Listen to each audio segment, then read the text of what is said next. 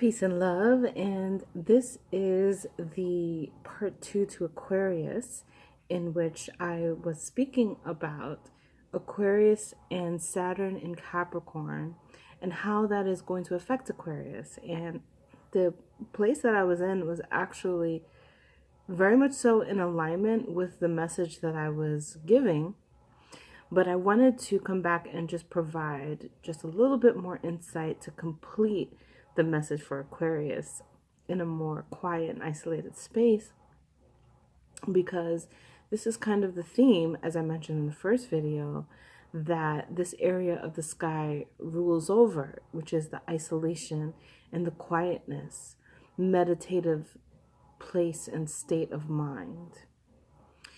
You may be experiencing a loss of power at first in this area.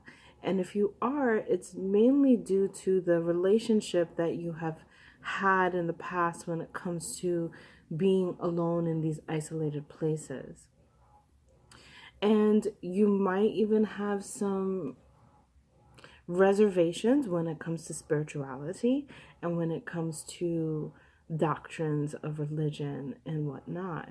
And this is also this area that could represent that. The ninth house could also represent it, but the 12th house also has a lot of spiritual representation in it, right? And it also has a lot to do with how we interact with our ancestry, with the other realm, the unseen hidden realm. And you may be having at first some power struggles actually when it comes to maybe what spirituality means to you, right? Maybe even dealing with some themes of atheism. This is very possible for some.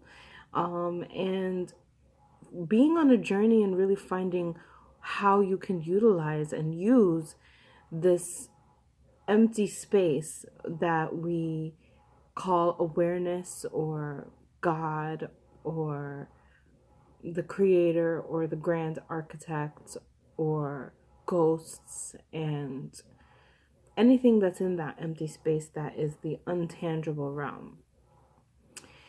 Throughout this journey, you are called to take your power back and to create a relationship in which you can embody this part of your life, which is everything that is unseen. For many of you, as I mentioned in the first video, may appear to have it all together as you're battling with this inner world. And the inner world battle is about also some unfinished business. So I encourage you to see where it is that you might be experiencing loss of power when it comes to your relationship with isolation, meditation, hospitals, homelessness, the spiritual realm, the dream realm especially. And how it is that you can come back into a space in which you feel like you have wholeness in these areas. You may have to do a journey in looking towards yourself and what are the things from the past or experiences from the past that are holding you to continue to have these reservations, and being capable of cleaning those perspectives that you have in order to have this wholeness and spirituality. Therefore, you'll be more abundant and more ambitious and more capable of realizing the visions that you have in this inner world and experiencing them in the real world, in the what we would call reality. So I hope that this helps those who are Aquarius, specifically Aquarius rising, but also to a lesser degree Aquarius sun and moon. Thank you so much for tuning in to Astro Geeks TV and for part 2 of the Aquarius, Saturn and Capricorn transit. Thank you.